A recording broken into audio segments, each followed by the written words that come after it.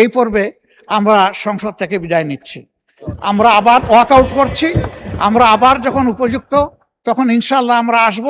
আমরা এখন ওয়াকআউট করছি। আসসালামু আলাইকুম। মাননীয় বিরোধী দলের নেতা, ওয়াকআউট করার স্বাধীনতা আপনার আছে। জি, মাননীয় বিরোধী দলের নেতা। মাননীয় স্পিকার, আপনাকে ধন্যবাদ। আইন প্রণয়নের জন্য এখানে 3টি বিল আমাদের সামনে উপস্থাপিত হয়েছে। আজকে এই সংসদ এমন একটি সময় অনুষ্ঠিত হতে যাচ্ছে যেই সময়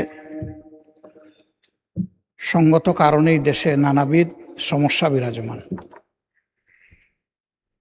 অত্যন্ত দুঃখের সাথে বলতে বাধ্য হচ্ছি, এই সংকট এবং সমস্যা তীব্র আকার ধারণ করায় মানুষের যখন দুর্ভোগ আমরা লক্ষ্য করছিলাম, তখন তৎকালীন মহামান্য রাষ্ট্রপতির সাথে আমি সরাসরি কথা বলেছিলাম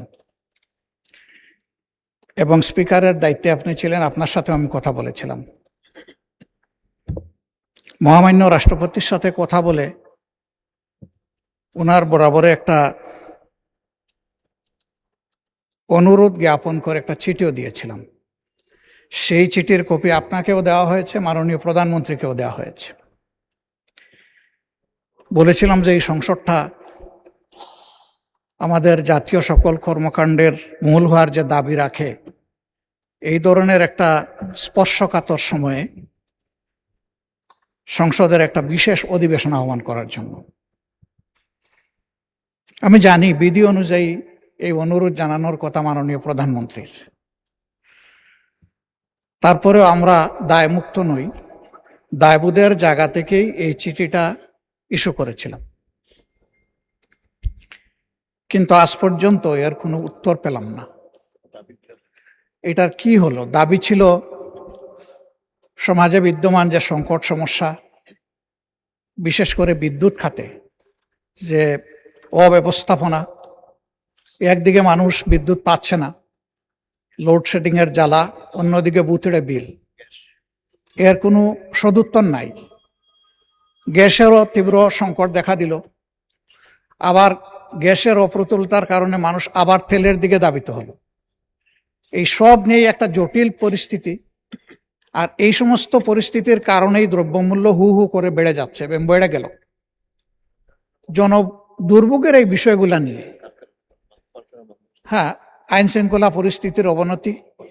আজকে স্বরাষ্ট্রমন্ত্রী মহোদয় তিনি একটা বিবৃতি দিয়েছেন, তিনি কিছু ডাটা তুলে ধরেছেন।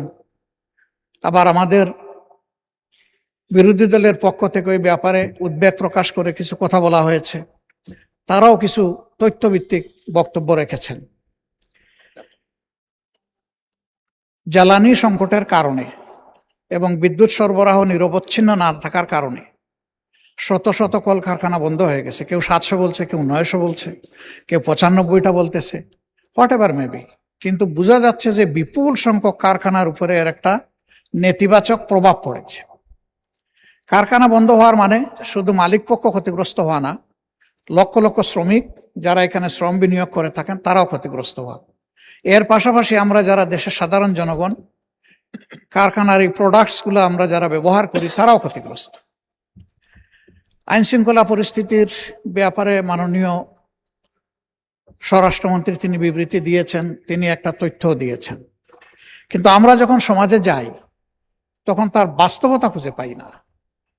এর আগে এখানে বিদ্যুৎ জ্বালানি সম্পর্কেও বিভিন্ন সময় বক্তব্য দেওয়া হয়েছে যার সাথে কোনো মিল ছিল না। স্বয়ং স্পিকারের আসন থেকেও বলা হয়েছিল তখন যে আমার এলাকায় তো বিদ্যুৎ পাই না।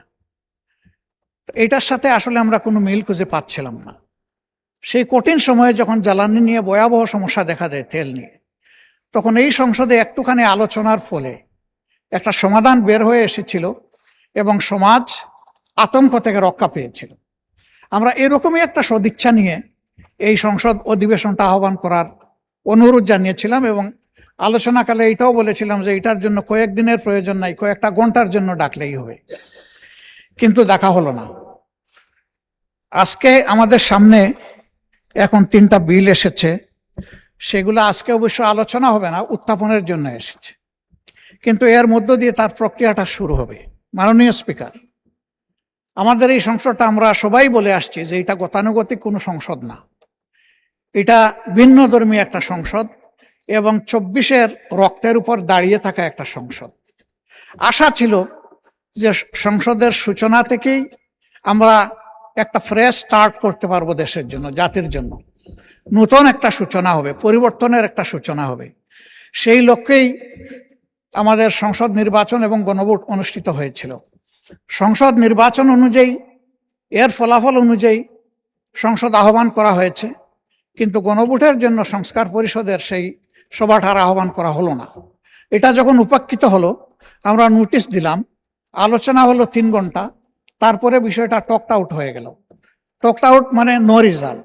আমরা এখানে আসলে নিজের জন্য এই বিষয়টা উত্থাপন করিনি, জাতির জন্য ছিল, যেখানে প্রায় 70% মানুষ হা ভোটে রায় দিয়েছিল। এবং আমরা উভয় পক্ষ, এখন যারা সরকারি দলে আছি, বিরোধী দলে আছি, আমরা সবাই ছিলাম তখন গণভোটের পক্ষে, এবং হায়ের পক্ষে আমরা কম হোক বেশি হোক আমরা সবাই ক্যাম্পেইন করেছি। কিন্তু এইটা যখন বাস্তবায়িত হলো না, জনগণের মধ্যে একটা আতঙ্ক, একটা অনিশ্চয়তা, একটা সন্দেহ দেখা দিল। আমরা বারবার এই বিষয়টা বলে আসছি, তার কোনো প্রতিকার পেলাম না। এখানে বরঞ্চ তার বিকল্প হিসাবে বলা হলো যে সংস্কারের বিষয়টা বা সংস্কার পরিষদ গঠনের বিষয়টা যেহেতু সংবিধানে নেই, এই জন্য এটা বেআইনি, আপনারা যে শপথ নিয়েছেন এটা অবৈধ শপথ। উল্টা আমাদের উপরে আরেকটা বোঝা চাপিয়ে দেওয়া হলো। অথচ এটা জনগণের দেওয়া রায়, উভয়ে মেনেছিলাম, সেই ভিত্তিতেই এই নির্বাচন হয়েছিল। এবং যে অর্ডারের মাধ্যমে নির্বাচন হয়েছে, একই অর্ডারে লেখা ছিল যে 30 দিনের ভিতরে সংসদ অধিবেশন ডাকতে হবে এবং একইভাবে সংস্কার পরিষদের সভা আহ্বান করতে হবে। উল্টা দায় এসে গেল আমাদের উপরে, আমরা ন্যায়ের পক্ষে, জনগণের পক্ষে থাকার পরেও। মাননীয় স্পিকার, আমরা তো এখানে জনগণের জন্য কথা বলেছি, এটা কোনো দলীয় সুবিধা নেওয়ার জন্য আমরা বলি নাই। বিরোধী দল এখান থেকে লাভবান হবে এমনও কোনো সম্ভাবনা নেই। 18 কোটি মানুষের রাইটের পক্ষে ছিল আমাদের এই কথাগুলা, যে কারণে ফেসিবাগ যুগে যুগে জেকে বসেছিল এই জাতির গাড়ে। আমরা চেয়েছিলাম ওই জায়গাগুলো পরিষ্কার হোক, কিন্তু আমরা বিস্ময়ের সাথে লক্ষ্য করলাম গণভোটের রায় তো মানা হলোই না। 133টা অর্ডিন্যান্স যেটা ছিল, এখান থেকে 20টাকে ল্যাপসেস করে দেওয়া হলো, যেগুলো ছিল খুবই গুরুত্বপূর্ণ। বিচার বিভাগের স্বাধীনতা, স্বাধীন দুর্নীতি দমন কমিশন, স্বাধীন মানবাধিকার কমিশন, গুম কমিশন, পুলিশ সংস্কার কমিশন, নির্বাচন কমিশন, এই বেসিক জায়গাগুলো যেগুলা ঠিক না হলে ফেসিবাদ থেকে এই দেশ এবং সমাজ মুক্তি পাবে না, সেগুলাই ল্যাপস করে দেওয়া হলো। এখন আমরা দেখছি যে সেইগুলা আস্তে আস্তে বিভিন্ন কায়দায় আপনারা এখানে, মানে আপনারা বলতে সরকারি দল এখানে নিয়ে আসছেন। আরেকটা বিষয় এখানে লক্ষণীয়, আজকের দিনটা হলো বৃহস্পতিবার। আমাদের কনসেনসাস অনুযায়ী এই দিনটা হচ্ছে বেসরকারি দিবস। বেসরকারি দিবসে সরকারি বিল আসে কিনা এটা আমি জানি না, আমাকে জানালে আমি খুশি হব। আজকের দিনটা হলো বেসরকারি সদস্যদের জন্য। হ্যাঁ, বেসরকারি সদস্য বিরোধী দলেরও হতে পারেন, সরকারি দলের হতে পারেন, মন্ত্রীদের বাইরে যারা আছেন তারা সকলেই আমরা বেসরকারি সদস্য।